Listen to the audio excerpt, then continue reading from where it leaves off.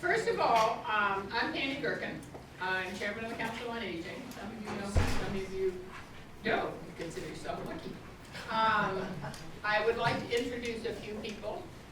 This is Brian Boyle, who will be doing the majority of the presentation. He is chairman of the selectmen and a past chairman of the advisory committee. So the boy knows his stuff. I know you all know Heather and Lisa, or I think you do. Over here is Marisa Navarro, who is our town administrator. Who else? Oh, you all know Kelly, library director. So, I introduced you, but you weren't paying any attention. I'm Lisa, the council agent director. Thanks for coming. So, the way we're gonna do it is, Brian's gonna do a presentation for you, and then we're gonna have questions and answers. And feel free, as I said, to get yourself some snacks whenever you feel like it. And feel free to ask any questions, there are no doubt about it. We really want you to understand why we're doing this override and what the consequences will if we don't pass it.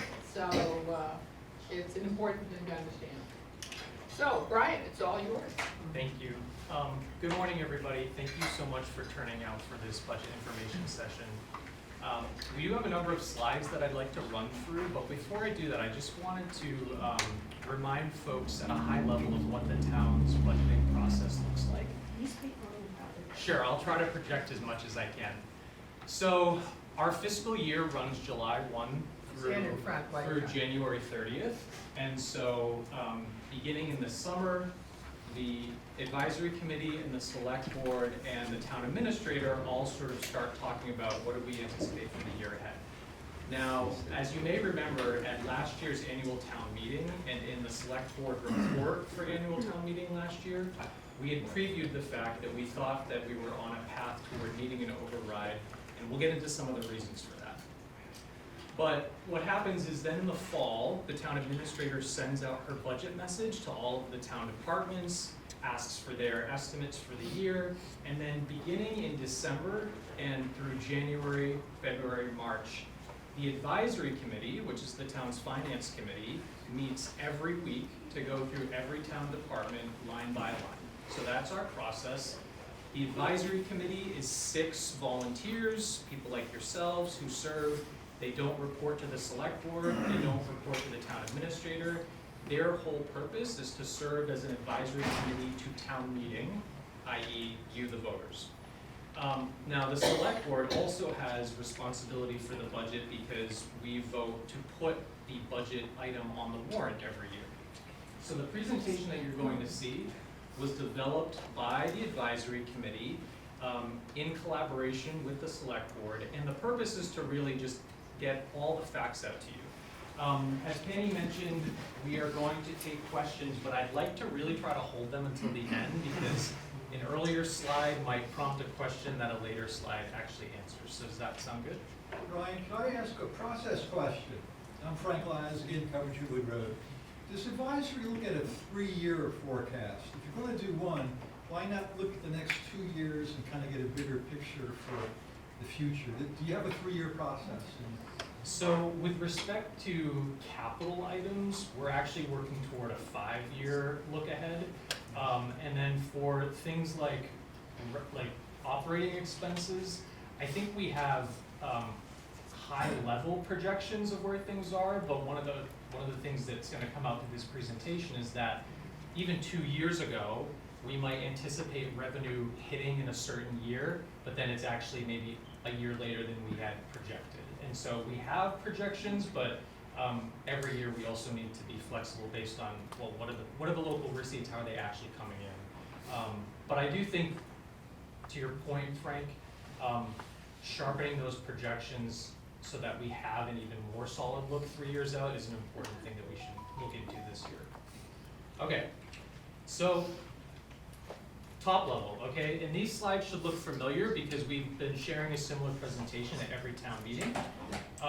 The town's overall budget has 2 basic components. There's the operating budget, which is everything that it takes to run the town on a day-to-day basis. And that operating budget also includes the assessments for both of the regional school districts. Now, the line that says budgeted expenditures, that is the operating budget plus any additional capital items or assessments, capital expenditures. So the operating budget between last year and this upcoming fiscal year, it's a proposed increase of 9.1%. And the total budgeted expenditures are an increase of 8.8%. And we'll get into the details here, but some key things to remember. This proposed budget for FY26, it maintains town services at their current level. So it doesn't represent an expansion of services, it's level service. It supports the schools by meeting the assessment that the Neshoba Regional School District and Minuteman have voted on and approved for fiscal 26. It provides a secure financial footing for the town for the next several years, and it does preserve the top quality team of town employees. But I think, as you all know, and probably the reason you're here today, is that to support this proposed FY26 budget would require a $1.92 million budget override. Okay, so how did we get here? And a big part of this story is simply a story of inflation. So what you're seeing here are the actual inflation over the past several years. And you can see actually for the decade from 2000 to 2010 and 2010 to 2020, inflation was actually rarely higher than 4% and often in like the 2 to 3% range. In 2021 and 2022, you saw inflation spike to over 6% for 2 consecutive years, and it still hasn't really recovered to a more historical norm. So you all experience the impact of inflation, and so does any other entity that has to spend money to purchase services and goods. So when you then take a look at the town's operating budget increase over the similar time period, you'll see that in the most recent 3 years, 2023, 24, and 25, our budget increase has started to also align with what inflation was. Now, it makes sense that there's a bit of a lag because we're on a fiscal year and some of these numbers are calendar year, and also the actual impact of inflation sometimes has a bit of a lag, but this is the dynamic that the municipality has been facing. Then you have to overlay Proposition 2.5. Now, I'm going to just take a brief detour to explain how this law works. It's a law that was passed in the 80s, but basically what it says is that a town can only increase its levy limit, the amount that you can levy for taxes, by 2.5% per year, right? That's what I call, it's a hardwired revenue constraint on a town like Bolton.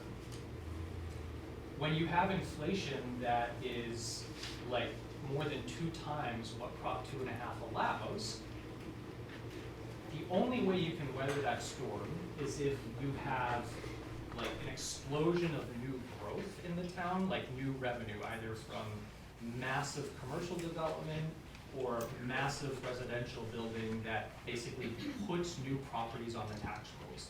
Because new growth is not, it's outside the Prop 2.5 limit. But if you're just having normal growth, then Prop 2.5 is gonna put you on a crash course where you actually don't have the revenue to support the costs. So I thought it would be helpful to dig in a little bit into what are our sources of revenue. In a town, in a town like Bolton, in our town, and a lot of similar sized towns, the lion's share of all the revenue that we can bring in to support the budget comes from our property taxes. Now, some towns, there's maybe more commercial and industrial property that can get into the mix, but in our town, it's primarily residential taxes. So that's almost 92% of all of our revenue.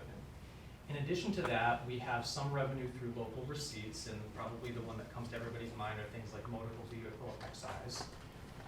We get a very small amount of state aid. It's usually called unrestricted general government aid. We are always advocating with our state senator and state representative for more, but it's largely set by the legislature and the governor. And one of the factors that goes into it is sort of the community's wealth factor, which depends on the overall assessment of the property in town. So the fact is, a town like Bolton typically won't get local unrestricted general government aid as a lower socioeconomic community, and there's nothing that we can do about that number. It's just given to us. We also every year have some amount of free cash available, and I'll just briefly tell you, free cash is something that, like, let's say we budgeted $30 million in 1 year and we spent 29.5. Those were our actual expenditures. The Department of Revenue would certify essentially 500,000 of free cash or leftover. You actually, it's a financial best practice to have a decent free cash balance, because that's the money that in good circumstances you can use to pay for things like capital items rather than your operating budget. And this year we are using over $280,000 of our free cash as a source of revenue for our budget. We also have some other available funds, and those also are typically not more than $300,000. And then we also have to set aside a certain amount for potential tax abatement, and so we basically take that out of the mix of revenue. Now, on the other side of the ledger, on the expenditures, this is one way I think it's helpful for us to break down our town's budget.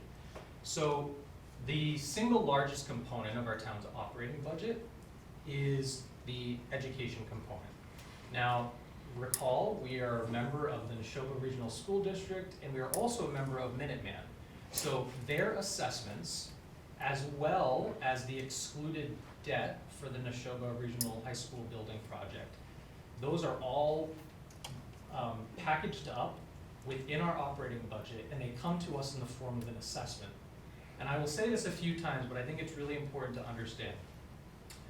The school districts have a legally separate budgeting process, and I'm going to focus on Neshoba because it's the biggest nut.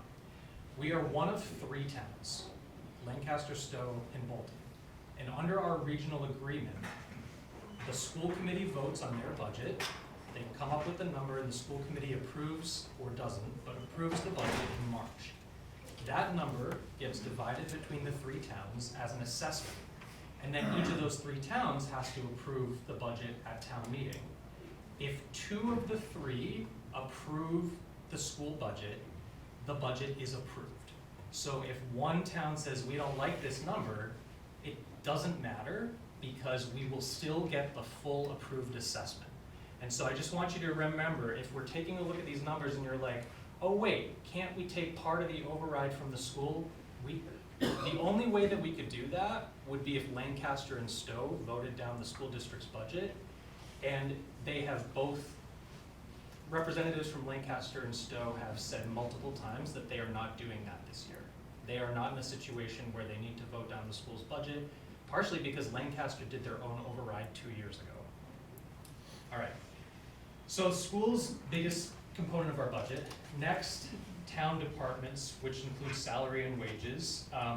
The change from last fiscal year to this fiscal year is actually a decrease of 2% in all of our salary and wages. Town departments, other operating, that's basically all the materials, supplies, equipment, contracts that don't apply to personnel. That is only increasing 2.4% from last year to this year. Insurance, benefits, and retirement is a huge challenge this year. And Bolton is not alone. I can tell you, this is an industry that I work in, and I can tell you that this year, municipalities are almost across the board facing double-digit increases in their health insurance premiums, partially because the state's 2 largest insurance carriers, Harvard Pilgrim and Blue Cross and Blue Shield, are facing massive budget deficits. And so, like, our town, Bolton, is part of what's called the Massachusetts Interlocal Insurance Association. That has like hundreds of communities that are part of it, and they are all seeing 15-20% health insurance premium increases. And that's also something that school's facing this year as well. Our debt service payments are going down, our capital expenditures, well, okay, you clap, but I wanna say, there are, in some circumstances, it's actually a financial best practice to have a certain debt percentage, because especially for items that have a longer useful life, you do wanna be investing in those if you know that you're gonna need to replace a big project. So while it's good that our debt service payments are down, we don't want them to go too low, because that could be a sign of trouble as well. So anyway, this is sort of one view of our overall expenditures for the fiscal year. Excuse me, I hate to interrupt, but can you back up? I got one question about this slide. So the education is 22.6 million. That's the, and I'm gonna just talk about it in a show, but that's the operating cost for salaries and paper supply, whatever, plus the money for the new school, is that correct? Yeah, and you'll see, What I wanted to ask is, any idea how much of that is the new school out of the total? we could probably look at the warrant, because it's broken out as a line item. I don't, off the top of my head. You don't have any sense of how much it is? I'll wait for Marie to get back, just because I don't want to Okay. Well, the misspeak. new school will just be the debt service. That's what you're gonna see is, if you sold some bonds at 4%, you'll see the bond interest in the advisory budget. And that's gonna be financed over how many years, 20, 30-year bonds. 30 years? So Thank you. part of that at least is debt service on the bond for the new school for 30 years. Yeah, I think that's only 1.5 million or something like yeah, it's like. Well, that's almost our whole override we're talking about too, right? So this is this just graphically illustrates the gap between what those total budgeted expenditures are at one, and the total revenue. So this is where the $1.92 million gap comes from. Now, I wanted to dig in a little bit into the more substantive categories of how our budget, yeah, sorry. I have a quick question. Minuteman, and I'm unfamiliar, what does Minuteman? Oh, sure. So Minuteman is our regional technical vocational high school, and so Bolton is one of, it's about a dozen or so communities, and it's out in Lexington. Lexington. Okay, that's what yeah. I wondered, yeah. Okay, so you can see here, again, education component at 22.6 million, an increase of 12.2%. Our public safety budget, that's police, fire, EMS, 911 response, that is decreasing by almost 2% in this proposed budget. Our employee benefits, which includes insurance, as I mentioned, is a significant increase. General government, so that's all the folks in town hall, planning board, conservation commission, town clerk, town accountant, all of that, increasing 0.1% this year. Public works, DPW, is increasing under 2%. As I already mentioned, our debt service is down nearly 8%. Culture and recreation, that's your parks and rec, and that's the building and the staff that support this library. It's an increase of, again, less than 1% year to year. And then our other insurance, that includes things like property and casualty and liability, that is a big bump at 12.6. So that, all that comes out in the wash as a 9.1% increase. And just visually represented, you can see the biggest piece of the pie by far is education, and then all of the other town spending is on the left-hand side. Now, I know I focused a lot on the operating budget, but I just wanted to mention that this year at annual town meeting, there will be a few additional items on the warrant related to finances. So we have two capital items. One is we have mandatory upgrades to our wastewater treatment facility. You may know that wastewater treatment facility is over by the school, and it supports the library, the public safety building, the schools. We have to do these upgrades to stay in compliance with state regulations, and this is just a piece of that. So that would be $33,000. And then we also had a boiler system at Florence Sawyer School that failed. The school at the time paid directly for it, but under our regional agreement, the towns are responsible for capital items above a certain amount, so this is also an obligation that the town has to pay. And then the last one, and this was something we had previewed at prior town meetings, because a few years ago we had to withdraw from our stabilization fund, which is basically like the town's savings account, we had to withdraw from that stabilization fund to replace a roof. We want to replenish the stabilization fund because it's important for all towns to have stabilization savings at a certain level. We made a commitment a few years ago and we would like to do that. This is one of the things that we think it's a financially responsible thing to ask the town to do. So those will be on the warrant. Now, assuming that the town meeting passes the proposed budget and those warrant items that I just mentioned, these are the results that we would see on some of the key financial policy targets that we've been tracking for at least the past 5 years. So the first target is actually, it's a little bit of a look back. We have a target of trying to have that free cash, you know, that leftover that I mentioned earlier. We want that amount that the Department of Revenue certifies to be between 3 and 5% of what our budget for the prior fiscal year is. This year, our free cash was certified for, I think it was just over $700,000, which is very low for us. It was only 2.4%. So another way of saying that is what we had budgeted for FY24, and then what we spent in FY24 were almost like exactly aligned. We only had $700,000 left over. So we don't have much free cash to use. We have to use over $200,000 for the operating budget, but we are, this is the green sign, we are trying to leave over $478,000 as a free cash balance to head into next year. This is now, some might say, well, couldn't we just use all of that free cash to reduce the amount of the override? That would be a terrible idea because it would mean that this time next year, we have no free cash for any capital expenditures, we have no free cash to support the operating budget if we needed to, and so we don't want to kick this can down the road. We're trying to really course correct this year.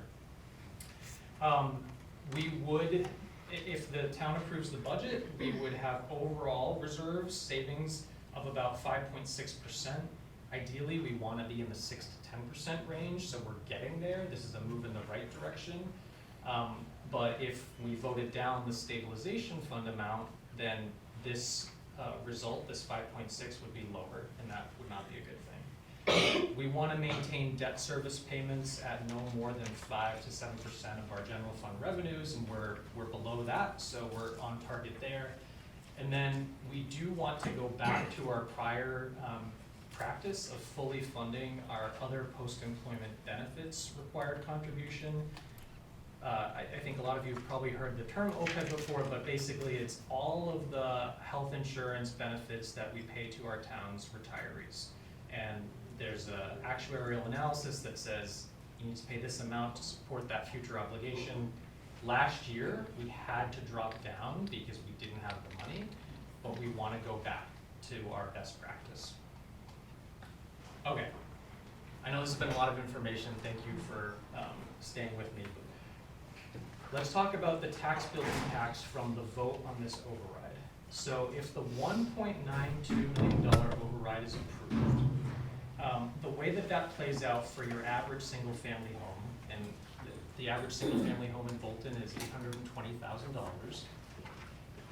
An $820,000 home would see an additional assessment of $952 per year, and that's permanent, because when you do an override, you are permanently raising your levy limit. So it doesn't go away, it's permanent. If your home is assessed at a lower value, then obviously your amount would be lower, and if it's assessed at a higher, it would be higher. And if you want, like, we can send you a link, because you can plug your own home value into a spreadsheet and get a number. Now, before I talk about the alternative to approving the override, I thought it would be helpful to just do a quick 20-year look back. So, because it's actually been 20 years since we've had an override.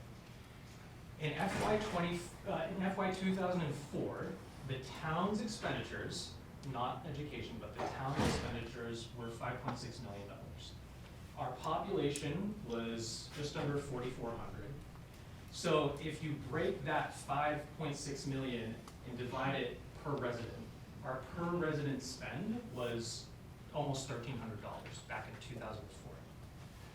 Now, if our per person spend had simply kept pace with inflation over that 20-year period, which was 66%, we would expect, with no increase in services, but simply maintaining services on a per resident basis, we would have expected our town expenditures to be over $2,000 in FY 2024. In actuality, our town spend per person was $1,777. So what this means is that on an inflation-adjusted basis, the town's expenditures are lower per person now than they were 20 years ago. That is a fact. And despite that, we have managed to actually increase services in some ways. Like we now have a Parks and Recreation department that didn't exist 20 years ago. We have a substantially built out library and council on aging program that didn't exist 20 years ago. So we have managed to do a bit more over 20 years while spending less per person. But I wanted to get this out there because I think there has been some misinformation that like the town is, there must be something nefarious, the town is misspending. We are not, right? On the town side, our spending per person is actually lower on an inflation adjusted basis. And this shows a great deal of efficiency improvement in our town government. You're getting so much done for less money. It doesn't include the school, it just includes our town government. Right. It's a congratulations to the town of Bolton, I think, for that. Yeah, and I mean, listen, we can always do more, thank you for that, and we can always do more, and we're always looking to do more. And I can tell you as just a town volunteer, our departments are always looking really hard at their budgets to make sure that they're not growing in a way that doesn't reflect the will and priorities of the residents. Okay, so what's the alternative to this $1.92 million override? Now, as I mentioned before, and Mary Trumo flagged this for me because I think it's important, the school committee has already approved the school district's budget. So, and this is true for Minuteman and Neshoba. So this, 22.6 million, that can't be changed, right? Of our $33 million budget, that 22 million isn't a place where we, the select board, or the finance committee, or the town administrator can touch anything, okay? So that has to remain. This $3.7 million in assessments, that's things like our health insurance and our retirement assessments, things that, again, we don't have the discretion to touch this year. There's some additional mandatory, Marie, could you give an example of like what's in the 400? Oh, I've got one. We have to pay for well testing near the transfer station, right? It's state required, it's a couple $100,000, we have to do it, we can't get rid of that. So then you're basically left with $7 million of the town's budget that if the override fails, we have to say, okay, where do we cut 1.92 million from that 7? And just to break that down a little bit, it's like roughly 3 million for public safety, 2 million for general government, 1.5 for public works, 0.7 for culture and rec, and 0.2 for human services, which includes your council on aging. Okay, so this is where we have to look for cuts. This is where we can only look for cuts if the override fails. So, if the override fails, and we hope that it doesn't, we hope you will support it, but if the override fails, then these are the reductions we think we would have to make to achieve a balanced budget. Because that's another thing, we have to start July 1 with a balanced budget, expenditures matching up with revenues. The first 3 items on this, which, you know, the stabilization fund, free cash, and OPEB, those first 3 items are over $800,000. So some might say, oh, well, why didn't we do a tiered override of like less than 1.9? Well, if we got rid of those first 3 items, we could reduce the override, but those are what I call the fiscal responsibility items, where we're essentially kicking the can down the road and putting ourselves in a likely near future override situation. So as a member of the select board and as the people on the advisory committee, we are advising you as the town residents to not make those cuts and instead to make those investments so that we are in a better situation. Yes, sir. Right, Christopher Charter Road. Would those impact our bond rating? Yes. And what happens if our bond rating is impacted? So that's a great question. Thank you, Mr. Demers. So currently the town has a AAA bond rating, and that AAA rating not only affects what rates we are able to get when we borrow on our own behalf, but it also affects what rates the district is able to get when it borrows on behalf of the three towns. So like the school district, they're, I'm not like in the bond world, but there's like a prospectus sort of a thing where it specifically identifies, are your member towns meeting these long-term obligations, things like OPEB, right? So if we are depleting our stabilization fund and not funding our OPEB, the bond rating agencies are gonna look at that, and it could actually increase our debt service payments for the high school and for anything else that we wanna borrow on in the future. So that's why it's sort of like a penny wise, pound foolish thing to cut. Everything below these first three items, these are core service cuts. And again, we can't touch the education component, and we also, in formulating these, generally try to hold harmless most of our public safety functions. As you already saw, our operating budget for public safety is decreasing as it is 2%. But, so, the question is, okay, if you've got to find $1.9 million, where is it coming from? So it would come from eliminating Parks and Recreation funding, eliminating Council on Aging funding. And you can see these aren't huge dollar amounts, right? These departments aren't full of fat or anything, which is why there has to be so many cuts to get to 1.9 million. Closing the transfer station, which we don't want to do, but we aren't legally required to have a transfer station, so that would be $200,000. Dramatically reducing our library hours. We don't want to completely close the library because we would lose our certification, but we could cut almost $200,000. We would eliminate the purchase of a police cruiser along with all of the equipment that goes along with that. Every year, we budget for some local road improvements, and we budget about 150 or so, almost $200,000. We would cut that in half. So our road improvement budget would go down. And then town hall hours would be reduced below what they already are. And we would rely on our police, fire, and DPW department heads to help us find an additional $30,000 of cuts. So it's, I will say, like, going through the exercise of trying to even figure out, like, where can you make these cuts, it's been brutal. Like, it's brutal because programs that service different people in different ways are on the line here, and this isn't fear mongering, this is just the reality, and I hope you understand. When you go back to that slide and you see where are we allowed to pull from, these are the only places where we are allowed to pull. So I'm just gonna wrap up and just say the concerns that we have if the override fails is that, as you already saw, there would be significant reduction in town services. As Mr. Demers pointed out, we'd have a potential downgrade in our bond rating. It would put us on an unstable financial footing, especially if people said, well, let's just get rid of those financial stability items. Well, we're kind of shooting ourselves in the foot.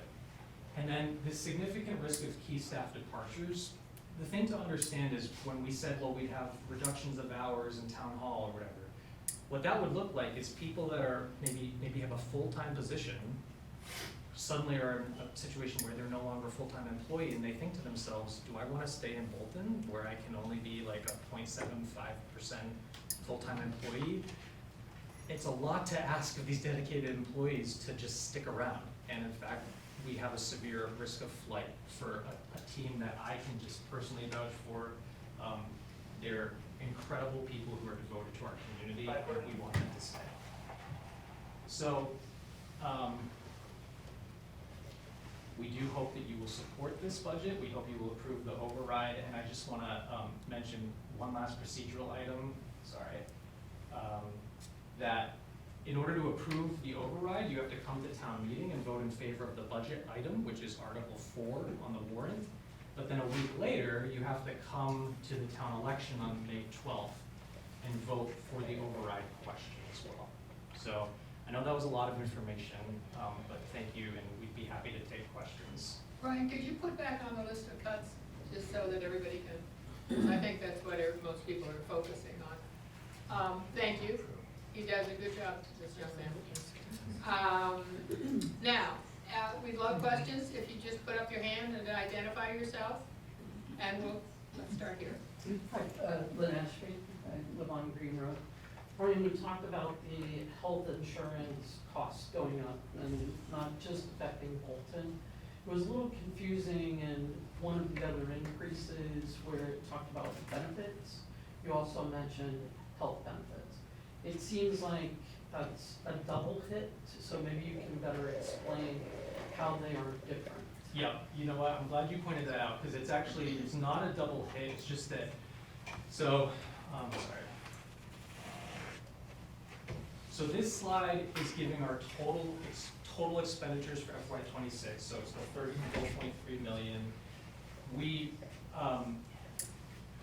We clumped the town's operating expenditures into like salary and wages, and then insurance, benefits, and retirement. So you'll see 24.9% here.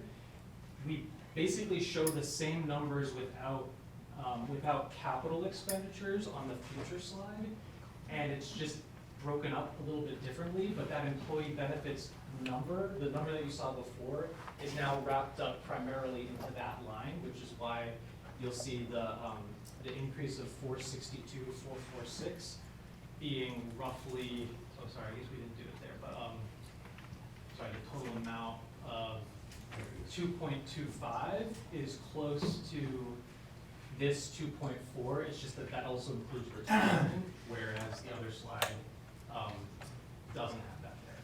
So, but it's not double counting, it's just shown differently. Thank you. Somebody else, back there? Brian, I have a question. Frank Laskin, Coventry Road.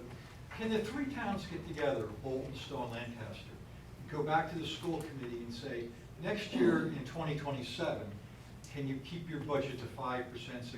Can we tell them to budget to a certain percentage? Yes, we can tell them to. Well, we can ask them. Right, but, yeah, exactly, we can ask them to, but they're not required to. But I do wanna, speaking only for myself, I think we should try to come to some agreement about revenue sharing principles between the town and the schools. And what I mean by that is, I think early on when I talked about our Prop 2.5 increase and then new growth, whatever that is in a given year, let's just say it's, I don't know, $1 million, right? So we have $1 million of new revenue heading into the next fiscal year. I would like there to be some agreement in principle between the school and the town that, okay, of this new revenue, schools get X%, town gets Y%. Yeah. I think that we should work toward that, but they are not legally required to agree to it. The best way to think is with schools as a fourth town. They really function on their own like a Yeah. fourth town. So it's really a negotiation between four entities, the three towns and the region. And I actually just want to, while we're talking about the school, this information was shared at the budget session by the superintendent on Tuesday. He couldn't be here today. This is but Neshoba. This is Neshoba, yeah. So, in order for them to develop their fiscal '26 budget, they have made these reductions in their FY '26 budget. And so some of you on Facebook or social media might have heard about cuts within the school district. It's these items that have been cut from the school district's budget this year in order to help deal with this challenge that we are facing. And then the other thing that the superintendent shared was that this is a chart that shows the total positions within the Neshoba Regional School District. And over the past several fiscal years, there's actually been a net reduction in the positions within our school district. So obviously I'm not here as a school committee representative. I'm not nearly as familiar with all the ins and outs of the school district's budget as those people or the administration, but it's important to just have that context as well. Next. Back in the back there. I'm Ted Barton, Vaughan Hill Road. Brian, thank you for a very informative presentation, and you delivered it in a very calm, reassuring manner. Which is, and I also do, on a serious note, I want to thank you and the rest of the selectmen and the advisory board for a lot of hard and what I suspect is often thankless work in all of this. It's not thankless anymore because you just thanked me, so. So that said,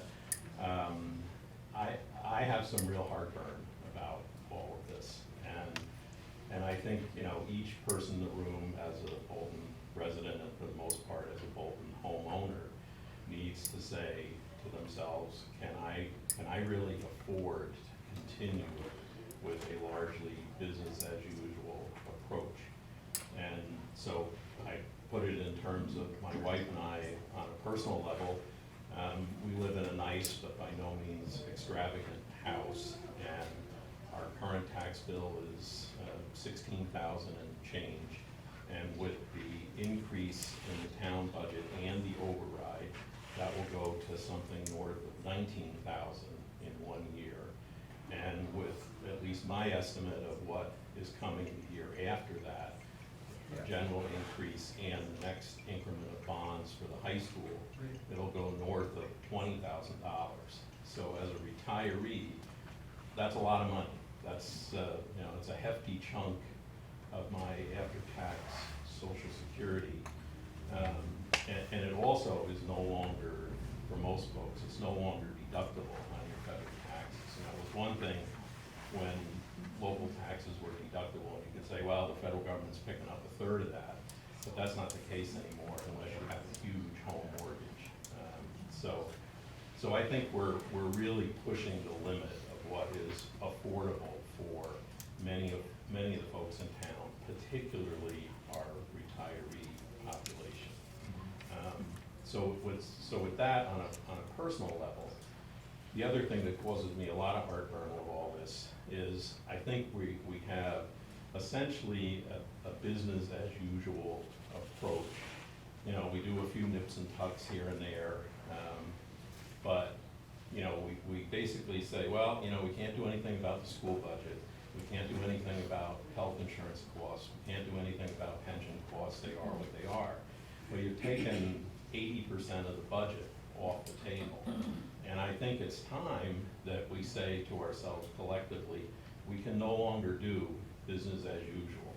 So I would like to see the town, actually all three towns, but at a minimum Bolton, really get into the shorts of the school budget, and instead of just taking their word for it, that they quote, cut it to the bone, which I think is complete crap, to go through the school budget with the same diligence that we do with our own budget. And I think we have a school that produces decent, not great results, but does so at a very hefty price tag. And I also think we're at a point where for both school employees and town employees, we have to say to ourselves, can we continue the traditional model of municipal employees where we provide health care and a very nice pension forever? And can those things be negotiated for new employees and have those employees deal with life the same way everybody else in the room does, which is Social Security and Medicare? If it's good enough for the taxpayers, it should be good enough for the teachers and the town employees. And I don't think we can't continue to hide behind, oh, well, you know, it's required by a union contract. You know, we really got to step back and take a look at that stuff. And for one, I intend to vote no on the override, mainly to send the signal that business as usual has to stop. And I realize that was a statement, not a comment. I have a whole ton of questions on this, but I've used my time, so I'll shut up. Well, sorry. You just let Brian respond to that. First, I want to say thank you, Ted. I hear what you say. I agree with a lot of what you said. One of the things that I'm hoping to be able to share at a select board meeting between now and the annual town meeting is some of the high-level highlights of what a path forward post-override looks like, and includes some of the elements you mentioned, you focus primarily on expenditures and costs, but I also think we have to talk about the revenue side of the equation, because there have been long-term decisions made by the residents of this town at annual town meetings about how we zone things, like which properties we want to have as commercial development, do we allow for mixed-use overlay, right? So all of those long-term decisions have also impacted our revenue side of the equation, so I just wanted to flag that. The other thing is that, you mentioned you intend to vote no on the override to send a message. I just want to counter with, I think you can send a message, it's being received, and still support the override, so just consider that. Annalise? And I appreciate your point on the, the revenue side and commercial growth. And I've lived in Bolton now for 28 years, so I've seen some of that. And I still remember basically when our well-intended Conservation Commission and Planning Board folks essentially ran Skinner out of town. They wanted to build a nice addition, which would have generated a lot of tax revenue. And after years of beating their heads against the wall, they moved to Marlboro or wherever. And that's just one small example of a lot of poorly thought out decisions that we've made and we're now living with. Well, we go here. I somewhat agree with what you're saying, but I don't think the elephant in the room is being addressed. I don't agree with eliminating all these things. These are things that make Bolton what they don't. The Council on Aging, for one, is a huge service to people. Not just people who enjoy it, but people who rely on it. Parks and Recreation, closing the transfer station, the library. These are things that are important to a community. The problem is not, to me, what we've got. The problem is income. Bolton has no business because that's what people have decided. Well, we can't do that anymore. You either want a town or you don't want a town. If you eliminate all these things, there's nothing here to draw anybody here, as far as I'm concerned, and there's no reason for me to stay. Why should I be in a town? I don't even have, police, fire, public works. You don't even have the basic things you need. To me, it's time to put the pedal to the metal, and yeah, it's nice to have a community. We don't have a pharmacy, we don't have a grocery, we don't have many things that would generate income. And we don't have years to dither around and discuss it. It's time that this is the way it is. We need more income, we need to put some businesses in this town, we need to get some revenue. And not look to eliminate everything or constantly override everything, but very quickly look to change some of these things. They may have worked 10 or 15 years ago, they're not working now. And as far as I'm concerned, the federal government's not very stable from where I sit. You have no idea what's coming down the pike. It may get worse. It's probably gonna get worse. I mean, you can have one thought or the other. I'm not here to get a big discussion on what's going on in the federal government.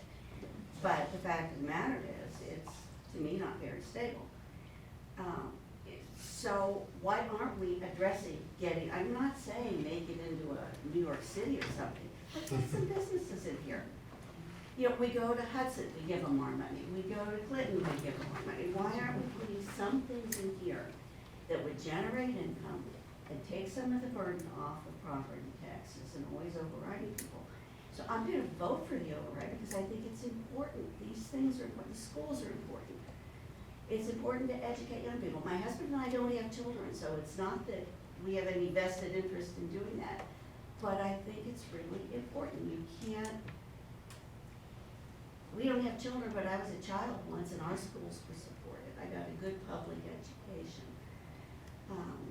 And that's kind of where I am. So I understand what you're saying, but the problem is not constant override. The problem is get some businesses in here to generate some income.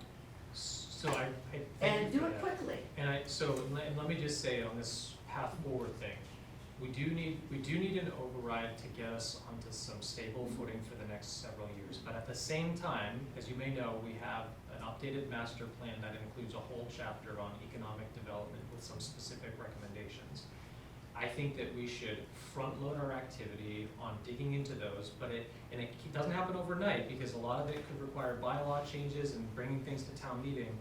But we can fast track that stuff and have the deliberation because it is going to require additional collective decision making to allow for more business. But I think if people understood that was happening, it might be a little easier to go along with a short term, Yeah. rather than this is how it's gonna be in infinitum, you know? But you're absolutely right about, I've been here for 42 years, Yeah. and for at least 35 of them, it was that we are a residential town, we don't want any industry, we don't want anybody moving in, and that's been the outlook. And was it wise? In hindsight, no, because now we're looking at the problem. Now, the reality is, we haven't had an override in 20 years. So, you know, if, in all reality, we maybe should have had an override every 5 years of a much smaller amount. Would have been easier to swallow, and would have pretty much, we wouldn't have caused the commotion we're causing. But the interesting thing is, I was talking to, I forget who it was, and we were, Maria and I were talking about what the average increase to a average home, a 4-bedroom house, was about $850, rounded out. And my husband's over there going like this on his little phone, and he said, and one of the things is closing the dump, or the transfer station. And he said, if we close the transfer station, then everyone in town will have to have their trash picked up at the end of their driveways. Now, my driveway only goes up a hill, it isn't too bad. But some people have really long driveways, which means you've got to haul your cans out to the end of the driveway, because they don't pick up by your house. But the most interesting part was, he looked up what the cost was to pick up 1 can of garbage and 1 can of recycling, once a week for the year, and it came out $872. Yeah. So you either pay for the trash pickup to the trash can, or you pay for the town services. Now, do we have to start doing things differently? No question about it. You know, we've all seen this happening over the years, the dependence on residential taxes, and we can't do it anymore. And I think, you know, the town poobahs have woken up to that. He's so young for a poobah, but I think they've woken up. So I think what you're saying, they understand. We just can't keep putting that onus on individual property taxes. You're absolutely right. Let me get these people, and I'll come back to you. Hi, I'm going to speak from total ignorance here, so please don't shoot me. Given that I am in a crowd of people I just joined as a retiree not too long ago. When I look at some of the town of Bolton and the population, and I look at that we have a council on aging, which I appreciate you said is a very good service, right? I look at it and I think about, why for a town of about 6,000 residents, do we have our own? Is there not a way to make that a Bolton and Lancaster type activity where you For could which, reduce for what the budget? service? For For the COA? for something like the Council on Aging or the Senior Center, there are a lot of things that are in that budget. Well, the senior center itself, we don't have a senior center. Okay. We have a room in the senior housing, which is by all that construction at 580, it's a little round, long building. And inside, the room is probably no bigger than this. And we only have use of it from Tuesday, Wednesday, and Tuesday, Thursday, Wednesday, Thursday. That wasn't the 9 a.m. to question. 2 p.m. 9 to 2. That's all we have. And Lisa and Heather have this little office upstairs. And, All that said, let me just interject for a second. The Council on Aging runs programs basically almost 5 days a week, and that includes the transportation. So we've become very adept at using other spaces like the library, thank you Kelly, and Davis Hall for exercise class. The Houghton building, the public safety building. So we might only have that space from 9 to 2, but I don't want anyone to have the misconception that the Council on Aging isn't doing anything beyond those hours, or beyond that space. but the most important thing is that that's maybe 10-15% of what they do. Right, but the question was, looking at it on just beyond just a Bolton activity, is there a way to pool funds and budget it with another local town? That is and such a provide- small, teeny percentage, because most of their time, probably 75% of the time, the seniors in this town are 22% of the town. They spend majority of their time working with seniors. And not only their seniors, but their families. And, So, That was let just me an just- example. yeah, of I know, being I asked. see what you mean. Could you Right. answer it instead of them? Well, no, sure, let me just rephrase. So the Council on Aging budget is, let's call it $125,000. I think what you're asking is, could we regionalize that service? I think it's something we could look into, but the question is, so that would come back to us in the form of an assessment. And what would that assessment be? Now, the services that we are providing as a Council on Aging now are primarily what we're supporting are the salaries for 2 professionals and the amount that we spend on activities, transportation, all of that. Our current, the way this department is designed, our current expenses are so low that I mean, we could explore it, but I would be surprised if our assessment from a regionalized Council on Aging would be much less than that. less. Yeah. And even, let's just put it this way, even if we shaved $10,000, which again, we could look into, it doesn't solve this problem.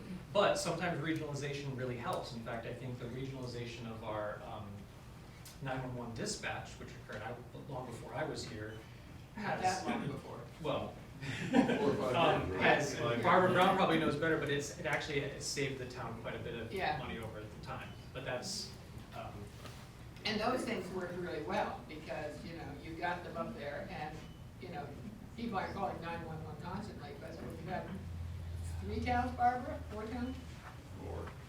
I I forget think how it's many. added towns over the years. Yeah, I this don't, gentleman has a question. Actually, I have several concerning revenue and expenditures. Okay. I saw somebody posted, I think on Facebook recently, they looked into people who were in arrears on paying their property taxes. And they went to the town and somehow got access to the data, and they were talking about in excess, and I don't remember the exact number, of $800,000 of accumulated unpaid property taxes, which is approaching half of the problem. Is there any, and they claim that it's a town policy not to pursue people who choose not to pay their taxes. Now, property taxes. Now, and given that this was out in the public, they actually asked the question, does that mean we should all choose to not pay our property taxes? Which is kind of obvious to me. Is there a reason why we're not trying to collect some of the 800,000, which would put a dent in this? Sure. Well, so let me, One of 4 here. okay, I will we be- only get 2, and then we'll come back. Okay. and I'll try to That'd be give a fair. quick response to this. So it's about $830,000 of outstanding taxes and interest that we have, of a list of 36 properties. Now, most of those properties are unoccupied, like development properties, right? And I think only 4 are what we'd consider owner occupied, like a human being is living in a dwelling and unable to So pay. they're vacant. So, no. No, only 4. Only 4 are People. All the rest are people, vacant. right? That's what I meant. the So rest are vacant. with respect to the ones that are vacant, there's actually a whole process, it's called the tax title and foreclosure process. All of those other properties are already in the tax title process. 7 of them, I think, we're awaiting a land court judgment of foreclosure. So the town is So pursuing those. but it's, as you can imagine with It's slow. litigation, it doesn't always speed up, and the other thing is that It's there's. dealing with the government. And there was a change in the Massachusetts law about how, basically, what the town can actually recoup.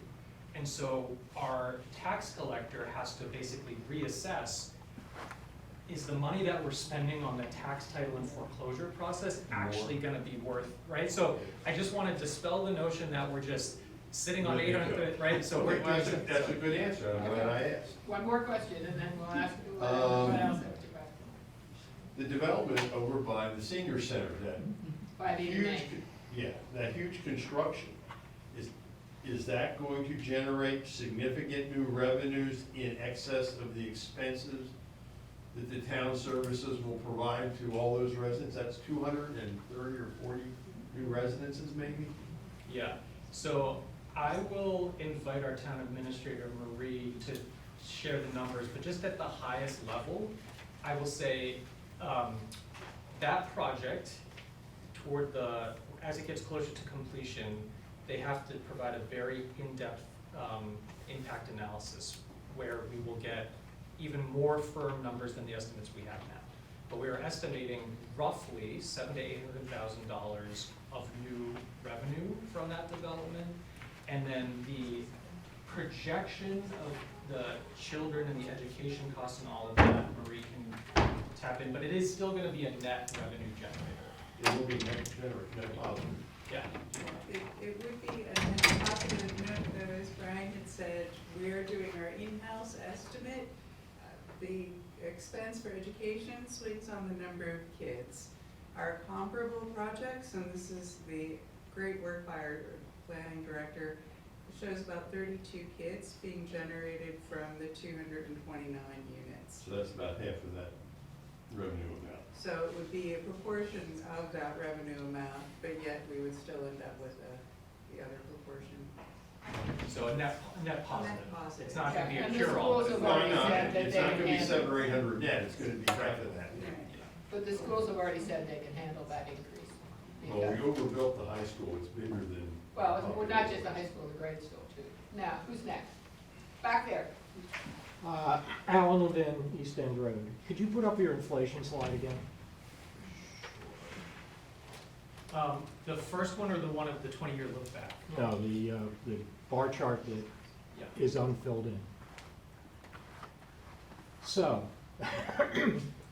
if you were to do 3-year budgeting, and you made estimates of those inflation numbers, how likely would it be for you to conclude that in 3 years, we'd be back here with another override? Well, So, well, all right, I'll It's a make tough- it, it's a no, tough- I'll make it easier for you. Are you asking- You don't know because you don't do 3-year planning. And therefore, you're gonna be surprised in 3 years what that chart looks like. Be- well, I think, if you're asking, do we do a projection with what we think the inflation for 27, 28, and 29 is gonna be? Is that what you're asking? No, it's a more complex one. It's if you were to do a projection of inflation, a projection of revenue, a projection of budgets for 3 years, aren't we in trouble in 3 years? Well, I guess my question is what are you relying on for the projection of inflation? Because I think where I'm going is that we do projection exercises, but in 2019, Yeah, nobody's projections, literally nobody's projections would have included Right. 7 and 6 Right. in the outgoing years. Right. So but you probably can do better now. we going could do forward. like, we could do. It's you know, not 3 gonna 3 be to where it 4. is. We You could do you 3 know to it's not 4. gonna be where it is. You know that's gonna drive the benefits numbers, the insurance numbers, all sorts of things. So you know that those numbers are gonna keep going up. Mhm. But you aren't looking at what the rest of the budget might be and what the tax revenues might be, because you're not gonna be building enough to get tax revenues within the next 3 years that are gonna offset those. So shouldn't you change your planning process to be more proactive so that we don't get surprised? And warning us last year that maybe we would do it this year probably isn't good enough. That's a fair criticism. Yeah, it goes back again, I mean, you can deal with what's ideal and what should be, and you can deal with what is. To me, and to people I've talked to, we don't know what's gonna happen in 2 or 3 years, we don't know what's gonna happen over the next year. And that's just simply the way it is. Who'd have thought we'd be all over the market the way we are, who'd have thought any of these things? You know, you can try to project, it doesn't really, to me, at this point in time, over the next few years, tell you too much. But I really think we need to look at ways of getting more revenue into Bolton. I feel very strongly about that. That, you know, we want it to be a certain way, well, it can't be, and that's the simple fact, we can't continue life as it's been, you know. And it's very nice to have a bedroom community, it's very nice to have all this open space, it's not feasible anymore. And to me, we're attacking it from the wrong end, and that's all I'm saying is, Take Stanley? questions from the students. Yes, Stan Wysocki, 74 Hudson Road, former selectman. if I could comment on some of the comments that being made. The town of Bolton has tried very hard for decades to bring in additional business. Okay? If you go up to Westford, right off of 495, there are at least a dozen large office buildings that have been sitting empty for maybe 10 years. Okay? You know, the business hasn't come back in general, and certainly, you know, well, big business, or the few that we could, isn't coming to Bolton. We have tried for a long time to get someone to buy the office building at 58 Main, which is across from what used to be Future Electronics. I think we're finally getting someone to buy that. We had a number of different entities come in, their markets changed, and they backed out. So, you know, it's not through any lack of trying on the part of the town to get new business in town. Our former town administrator, and certainly our current town administrator, is certainly actively recruiting, trying to get businesses in the town of Bolton. Where we've had a problem is that the folks at town meeting, when something like a village overlay or an overlay district or mixed use, or what to do with the big piece of property that's right off of 495 and 117, that's kind of sort of behind Country Cupboard. People shot down a proposal after proposal. The Market Basket in Hudson wanted to put their store there. People didn't want that. So, I hear what you're saying, but there's gotta be the will of the people to want to have some of this business come into town. I agree. And to encourage that. So, everyone in town government is desperately trying to do that, every single day. Another comment. Brian, you put up on your slide that the override would cause about a $952 increase in taxes. You and Marie and Annie hosted something on YouTube some weeks ago. I think the one piece that hasn't really come up here, yes, the override, the 1.97 million, it means 952. But the increase to the operating debt, or actually it's the debt for the new high school, that's adding an additional $828 to the average household. So your taxes are not going up for the average household, average house of $820,000. It's not going up $952. It's going up close to $1,800. Okay. Now, you need to recognize that probably about 2/3 of that is directly related to the schools. The debt for the high school and the increase in the assessment. So when you need that kind of money, and 2/3, roughly $1,200, that's not our making. That's not nothing that we created. This is something that you know, people voted for a new high school. You know, the district has its own ability to do their budget. Now, I last year brought to the attention of folks, there was maybe $8 million or so worth of non-teaching salaries that had nothing to do with the education of the kids. These were secretarial positions and administrators and this and that and the other thing. For whatever reason, the select board chose not to look at that. And they chose not, so an earlier comment was, you know, business as usual, we need to have some different approach to this with the school and the district. I think that's absolutely essential.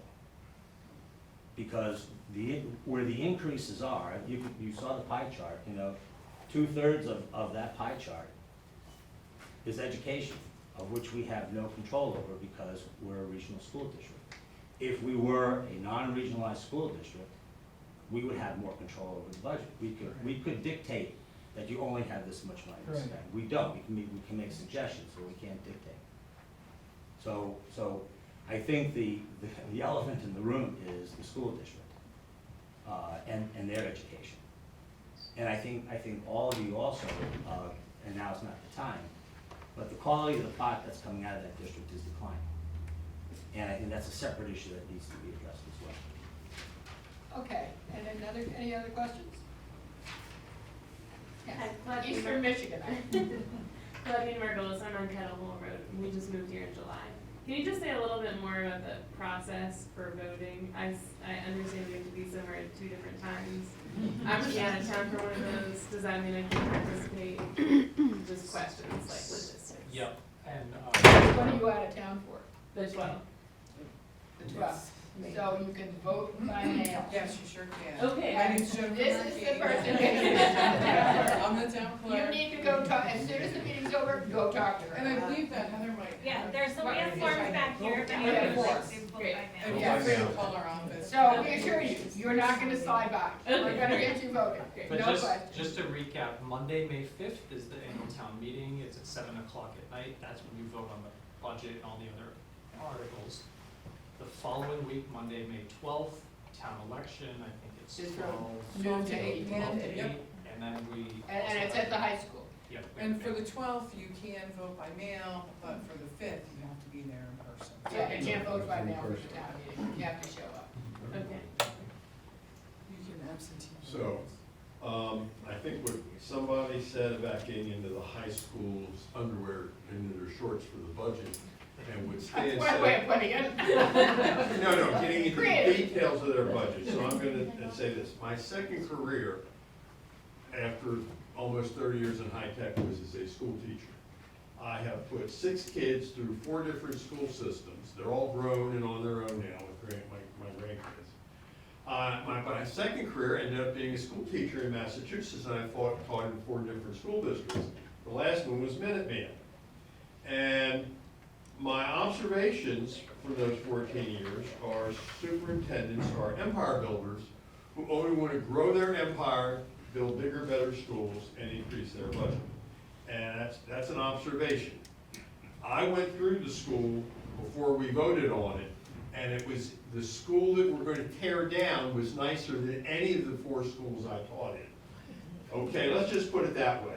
Now, to be truthful, one of the ones I taught in got torn down the year after I left because it was that, Minuteman was in rough shape. But Yeah, they're bad ones. we're tearing down a perfectly acceptable school to build a Cadillac. I think that if you go looking, you'll find a lot of non-teaching people in the schools, administrators and so on, that inflate the budget dramatically. And it's just, and I think at the time, the projection for population in town was that it's declining, school-age population. We're aging out, we're getting older, not having as many kids, right? But they were gonna build a bigger school because empire building, right? So we're sort of stuck with the capital investment, but that doesn't mean we have to staff it for a student population that's shrinking. I think going in and influencing their budget. I think you and Stanley should get together and start going to school committee meetings. That's what I. Well, actually, I volunteered Or when not the coming forward as Minuteman School superintendent, Committee make an appointment. opening came up. I had retired and I volunteered to take it. I did a phone interview. And somebody whose qualifications were that her kid was gonna be a freshman there got the job. I volunteered to be the Minuteman School Committee. And so I didn't get it, so I'm out of that business. So I strongly encourage you guys to go get into the details, because I think you'll find a whole lot of savings. Now, how you put leverage on the school committee, that's a political thing. There's ways to do that. You go public. Okay? And then the other question I had, as of that, some of my kids bought houses in the last 5 years. In fact, they were having a problem. Sorry, can I just interrupt for 1 second? Sure. Just on the point of leverage. I'm editorializing for a second, but I Well, think. I'm suggesting No, there's a way. But I think you're right, but then you said you can go public, right? And so I think we're living in a moment right now where people assume that maximum leverage comes through antagonism, public antagonism. That is one way of exerting leverage. But there are other ways, and I just don't want people to assume that just because I'm not standing here verbally crucifying the members of the school committee, doesn't mean that myself and other members of the select board Aren't working on it. aren't working on it. I would actually, if you want me to comment on that, I would suggest that would be your last ditch effort if you can't do otherwise. Yeah. I didn't mean it should. No, I know, I'm not, just, Okay, I hear that from other people, so. all right. The other thing I wanted to ask Wait a about, minute, we have you have to stop for a second, I got one question. I back got and we'll a come simple back to you. question. You'll be our last Who question. owns the land that the high school sits on? Pardon? who Who owns- owns the land? Yes. The Does the three district towns own? own the land, don't they? District. No, school district. The school district owns the land, and it's Okay. made up of 3 towns. Yeah. But, I mean, the first thing to say is, having been in lots of pieces in this town, from selectman to advisory to the treasurer of the school committee, which was a job I never wanted. My first day, the business manager came in and said, we have $175,000 that's not in the budget, because I had 3 people move into town. And all needed out-of-placement services, and it was absolute, I sat there and said, how do I come up, the budget was half of what it is now, and we're doing, we managed. But they do have oopses like that, but at the same time, I absolutely agree with you, we need to take a harder look at the schools, and because I agree, the education, when I first moved here, we were right behind Harvard. They were 7th in the state, and we were 8th. We are now 71st or something like that. It's not the same education. Just wanna know, I'm gonna have to get to my day job soon. Yeah. So, no, and I actually would love to stay and take more questions, but Yeah. I just only have maybe time for One more And question. just thank you all for coming, so. Yeah. I'll make it brief, and I agree with everything everybody says with looking at it, trimming budgets.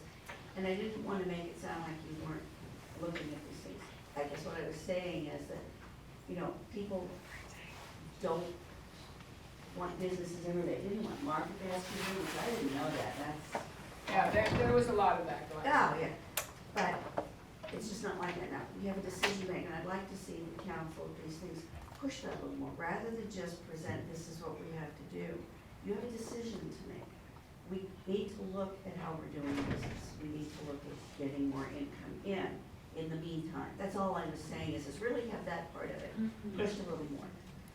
One last question. My last question was, as my kids bought houses in the region, they found that the prices of housing were going up faster than their ability to buy in. So that tells me, which is kind of obvious anyway, the residential valuation of the houses in the region has skyrocketed in recent years, and it has. Doesn't that mean our revenues, our tax revenue from the valuation of the houses has gone up? No. No. So the two, Because of Prop 2.5.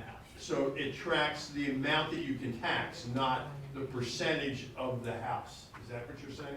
If I phrase that right? Well, basically the way that it works is, Prop 2.5 tells you how much you can raise your levy limit. If you have houses. dollars, not In percent, dollars, in not dollars. percent. And if your homes rise in value A lot. a lot, You your, can't catch up the with it. tax bill will still be, like, you can only basically increase it, but your tax rate will actually go down because you're taxing on a higher Right, amount. it's got two main, but so you're saying, if you got a house that doubles in value, Yep. the tax rate can only go up 2.5% a year. It can't, the rate can't stay the same and the tax revenue go double. Right. And let me leave you with one other thought that crossed my mind, and I may be, a bit of a doom and gloom, but, if this doesn't pass, and the COA goes away, and Parks and Rec, which runs all the programs for all the kids, all summer and during the year, and the library cuts down to 3 hours, 3 times a week. The services in the town are the things that make the town.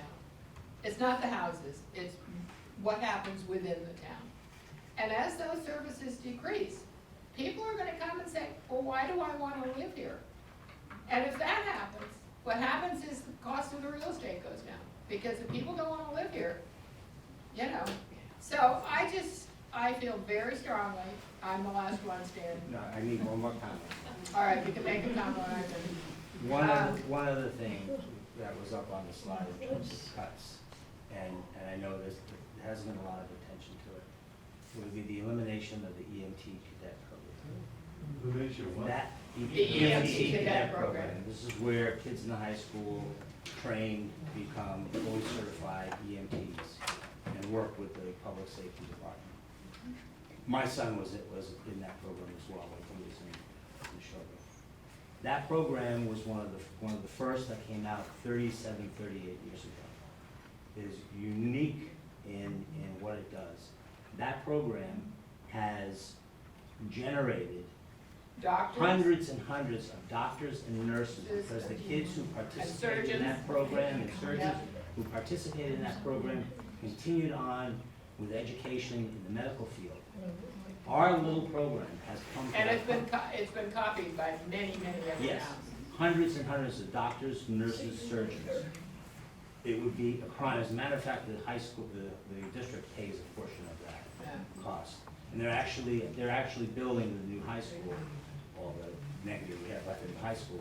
They're actually building a room that has an actual interior of an ambulance, so that the kids can get real-world practice in the classroom. So On that that note- program cannot go away. All right, on that note, I want to thank you all for coming. Remember, there are 2 Mondays, the first 2 Mondays in May, you go to town meeting, young lady, you have to go directly. Your gloves, Down. there, your gloves, her gloves. Thank you all.